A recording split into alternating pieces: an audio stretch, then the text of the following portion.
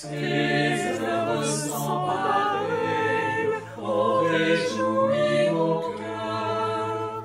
Je veux chanter, Seigneur, tes divines merveilles.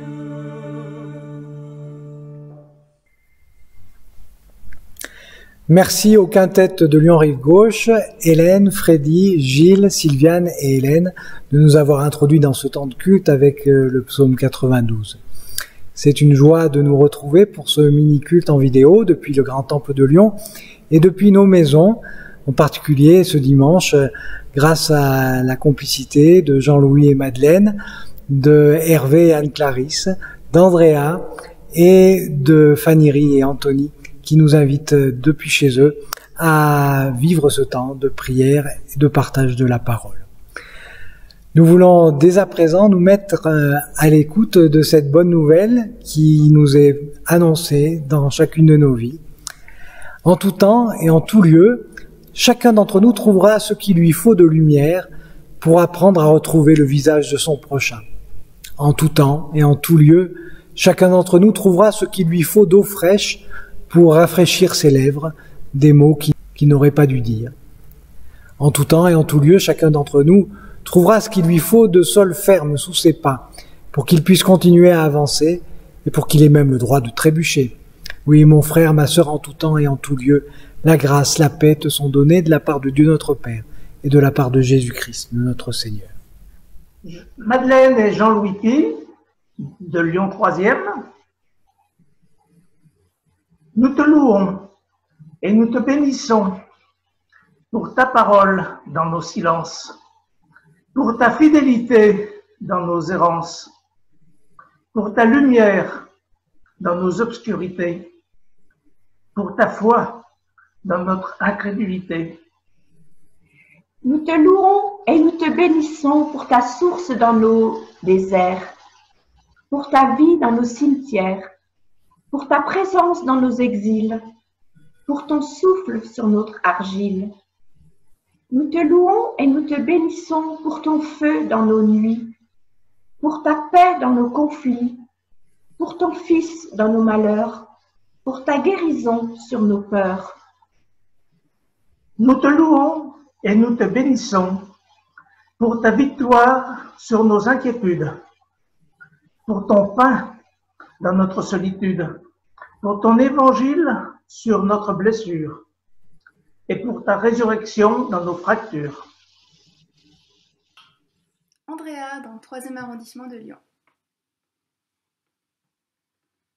Toi qui disposes de toutes choses et nous les donnes chaque jour, reçois, ô Père, notre prière de reconnaissance et d'amour. Le don suprême que ta main sème, c'est le pardon, c'est notre paix. Et ta présence, trésor immense, est le plus grand de tes bienfaits. Que par ta grâce, l'instant qui passe serve à nous rapprocher de toi, et qu'à chaque heure, vers ta demeure, nos cœurs s'élèvent vers la foi.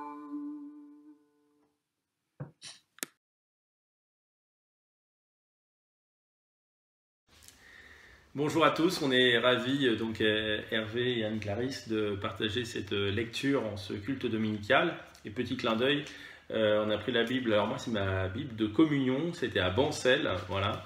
Et Anne-Clarisse, c'est la Bible de notre mariage offerte par Olivier, voilà. L'ancien pasteur, voilà. Alors, Je vais débuter par la lecture de la première, donc c'est dans la première lettre de Pierre, chapitre 3, versets 15 à 18.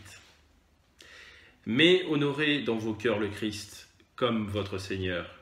Soyez toujours prêts à répondre à tous ceux qui vous demandent des explications au sujet de l'espérance qui est en vous. Mais faites-le avec douceur et avec respect. Ayez une conscience pure, afin que, lorsque l'on vous accuse, ceux qui disent du mal de votre bonne conduite inspirée par le Christ soient honteux de leurs paroles. Car il vaut mieux souffrir en faisant le bien, si telle est la volonté de Dieu, plutôt qu'en faisant le mal. En effet, le Christ lui-même est mort, une fois pour toutes, pour les péchés des hommes, lui qui était bon, il est mort pour les méchants, afin de vous amener à Dieu. Il a été mis à mort dans son corps humain, mais il a été rendu à la vie par le Saint-Esprit. Pour ma part, je vais lire l'évangile de Jean, chapitre 14, versets 15 à 21. Si vous m'aimez, vous obéirez à mes commandements. Et moi, je prierai le Père, et il vous donnera quelqu'un d'autre pour vous aider. Quelqu'un qui sera avec vous pour toujours. C'est l'Esprit de vérité. En effet, le monde ne peut pas le recevoir, parce qu'il ne le voit pas et ne le connaît pas. Vous, vous connaissez l'Esprit de vérité, parce qu'il reste avec vous. Il habite en vous. Je ne vous laisserai pas orphelins, je viendrai vers vous. Dans peu de temps, le monde ne verra plus. Vous, vous me verrez vivant, et vous vivrez vous aussi.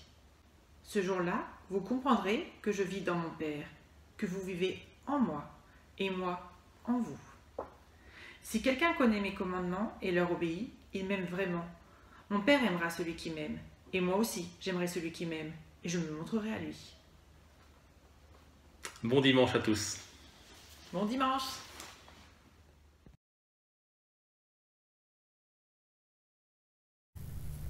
Dans les textes de ce dimanche, nous trouvons simultanément, comme souvent, une promesse qui peut nous encourager et une interpellation qui peut un peu nous secouer.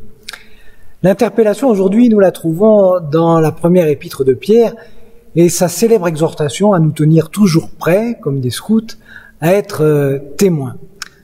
Dans votre cœur, consacrez le Christ comme Seigneur, soyez toujours prêts à présenter votre défense devant quiconque vous demande de rendre compte de l'espérance qui est en vous.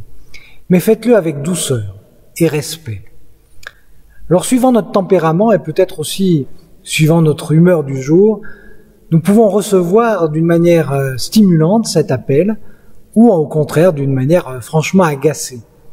Être tenu de rendre compte, se sentir toujours en situation de défendre, de faire l'apologie, c'est le terme grec qui est traduit ici par défendre, de la foi, de ce qui est chevillé à l'intime de notre existence, cela ne va pas forcément de soi.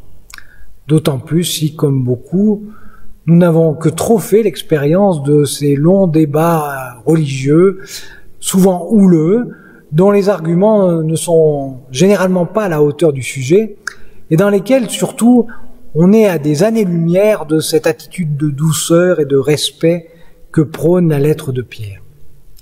Pourtant, il y a un détail, qui n'est pas vraiment un détail, tellement il est important, dans cette exhortation qui me semble important de souligner. C'est que Pierre ne nous invite pas à rendre compte de notre foi, mais bien de l'espérance qui est en nous. Et vous voyez à quel point cela fait une différence, car il ne s'agit pas d'abord de défendre sa foi, ses croyances, ses convictions, ou des dogmes qu'il s'agirait de définir. Il ne s'agit même pas de donner une explicitation du pourquoi de notre confiance, sur quoi ou sur qui elle s'enracine. Il s'agit d'abord d'expérimenter une attente réelle qui nous porte vers un avenir nouveau, une espérance. Cela vient donc très directement et peut-être un peu brutalement poser la question de ce que nous espérons encore ou non. Avons-nous encore une espérance pour nous-mêmes, pour notre monde, pour l'Église universelle comme pour nos paroisses? Attendons-nous encore activement quelque chose dans notre vie, et en l'occurrence quelque chose de potentiellement bon. Se poser la question peut être un peu redoutable, car poser cette question revient à soumettre sa foi à un genre de test de dépistage fort sérieux. Il ne se pratique pas avec un écouvillon dans les voies nasales, mais pourtant il a lieu aussi à voir avec ce qui peut être la respiration de notre existence. Quelle espérance est en nous? Ça, c'est la question test pour aujourd'hui. Et l'occasion pour nous de vérifier si nous ne serions pas atteints, nous aussi, de cette pandémie de la désespérance. Une pandémie peut-être plus délétère encore que celle du Covid, car elle pourrait bien nous rendre incapables de relever ce défi impératif qui est le nôtre aujourd'hui, de construire ensemble le monde de demain. Ne nous y trompons pas, il ne s'agit pas de dépister un tempérament plutôt optimiste ou pessimiste.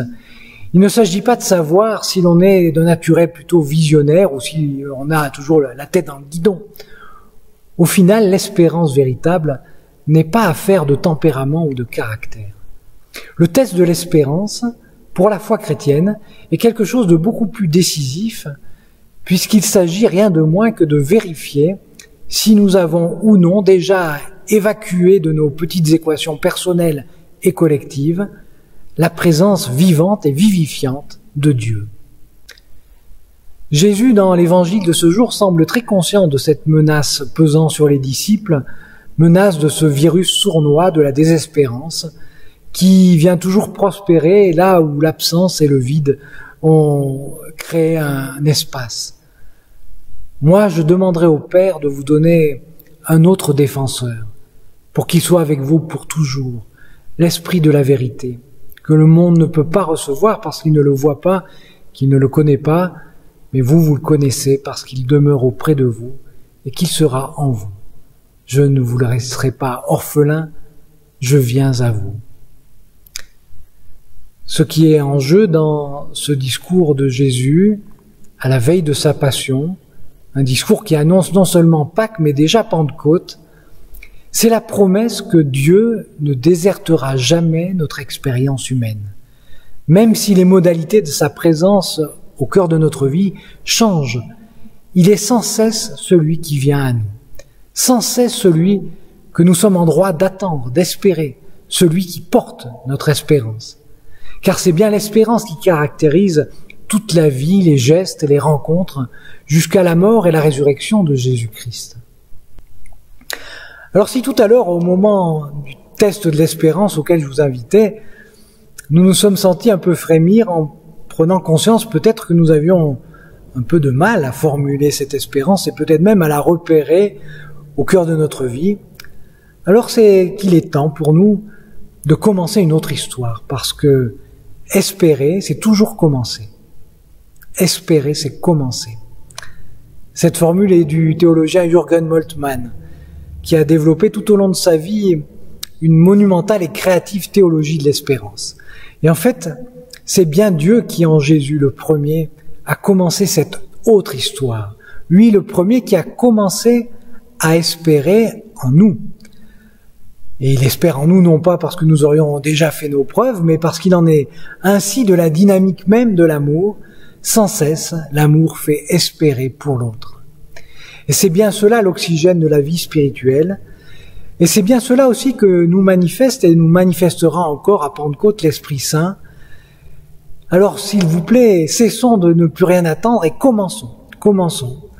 Commençons même timidement, même modestement, mais commençons à faire des projets, commençons à poser des gestes et des paroles de vérité, des gestes et des paroles de pardon, de réconciliation. Commençons à vivre autrement, à consommer autrement, à nous déplacer peut-être autrement, à tisser nos relations autrement, à être témoins autrement. À coup sûr, si nous commençons, cela va interpeller ceux qui nous observent, nos contemporains. Peut-être que nous serons tous surpris de les voir nous questionner sur ces commencements qui témoignent d'une espérance au-dedans de nous qui les intrigue. Et qui sait, peut-être serons-nous aussi surpris de trouver en nous-mêmes des mots totalement nouveaux pour rendre compte de cette espérance que Dieu veut déposer au-dedans de nous. C'est là ma prière, c'est là mon espérance pour chacun de nous, que Dieu nous soit en aide dans nos commencements, et que de commencement en commencement, nous entrions dans ce temps de l'espérance. Amen.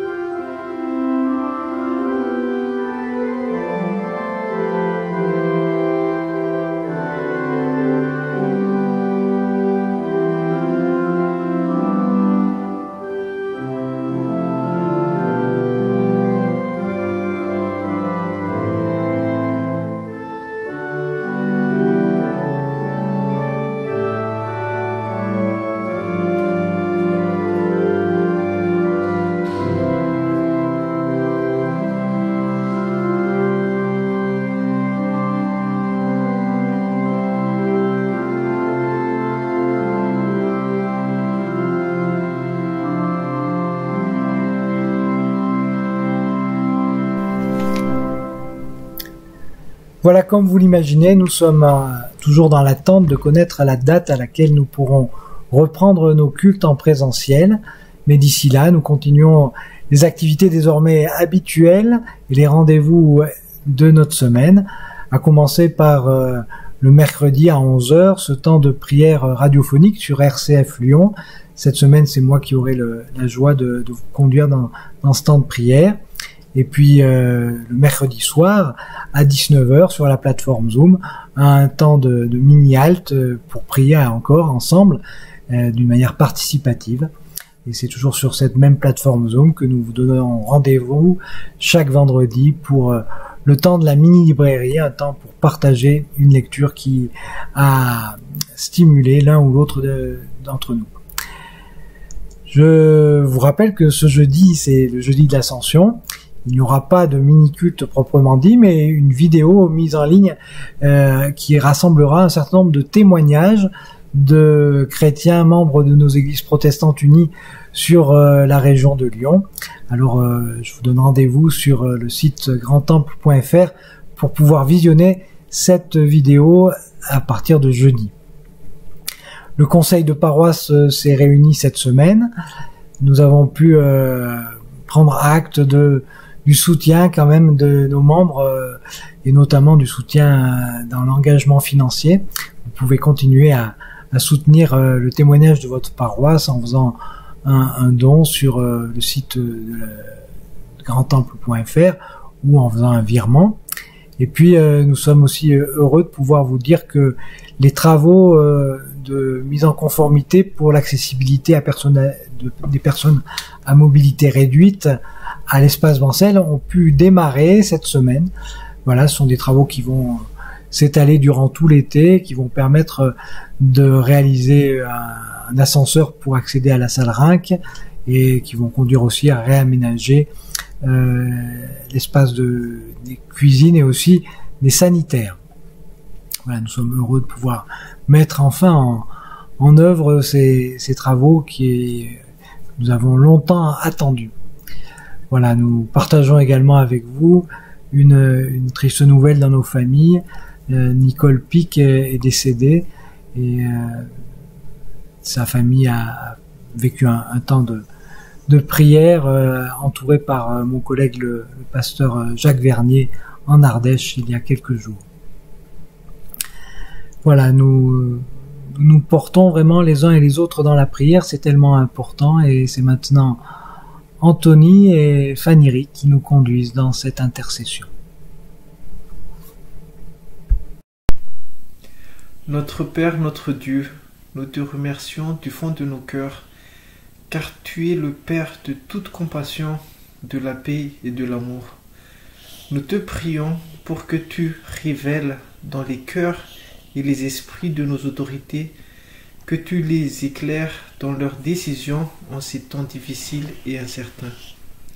Seigneur Dieu tout-puissant et bon, nous te prions pour les chrétiens persécutés dans le monde, pour ton Église. Veille sur elle, donne-lui de la force et du courage pour surmonter cette épreuve et témoigner de ta bonté et de ta fidélité. Seigneur, nous te prions pour les personnes qui se sentent seules. Sois avec eux pour les rassurer de ta présence et en même temps, nous t'en prions, aide-nous à vivre notre foi afin que nous puissions accomplir pleinement ta volonté à leur égard.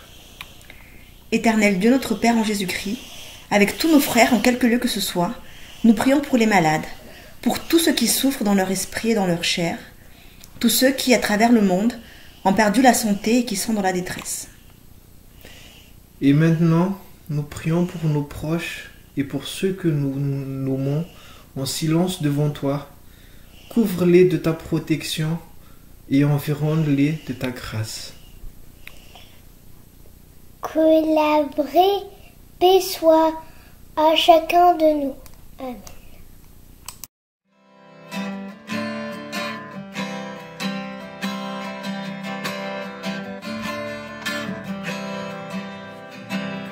Notre Père qui es aux cieux,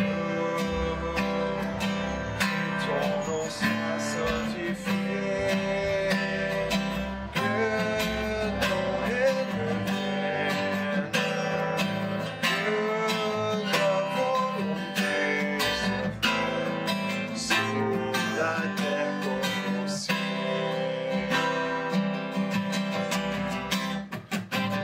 Donnez-nous aujourd'hui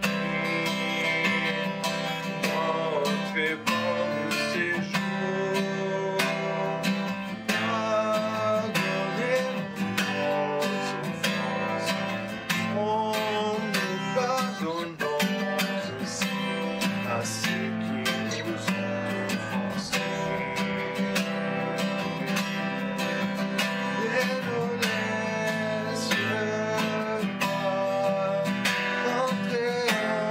entrer en tentation, mais délivre-nous du mal.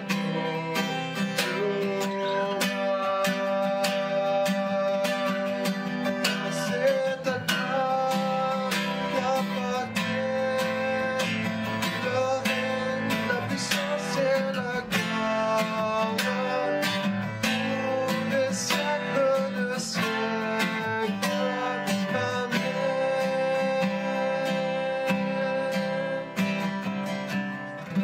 Lié de ta grâce.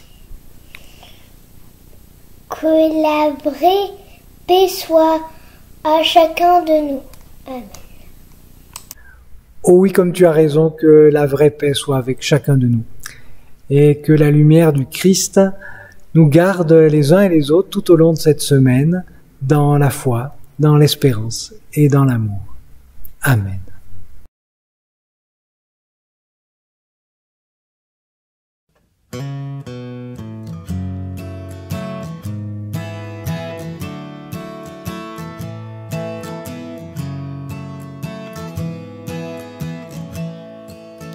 Dégage-toi dans la mesure même où tu t'es engagé sans compter. Va prendre le large dans la mesure même où de tes frères tu t'es approché.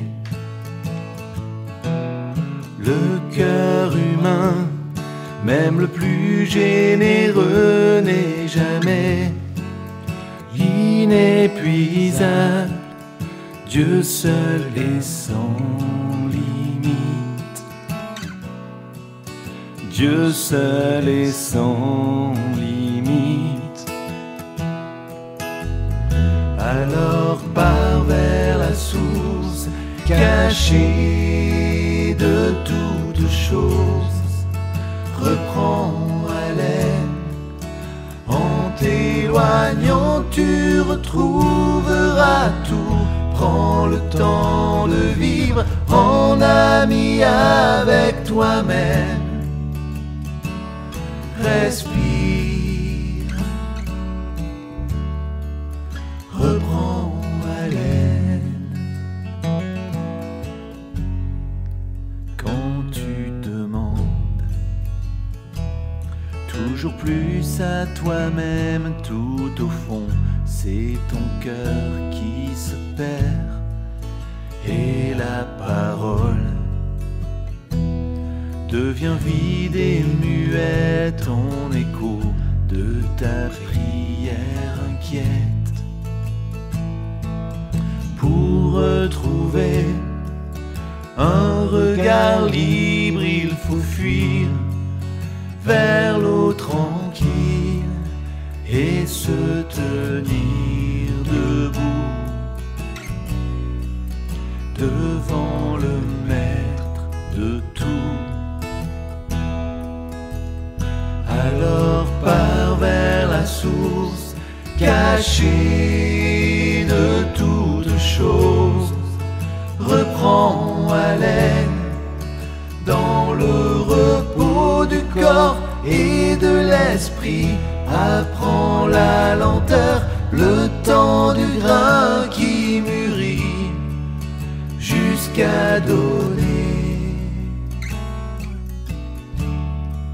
un épi de vie. Reçois la paix du Christ, reçois la paix du cœur. Reprends haleine, rythme ta vie sur les pas du Seigneur, afin de mieux courir dans la voie qu'il désire, le cœur au large. Détends ton arc,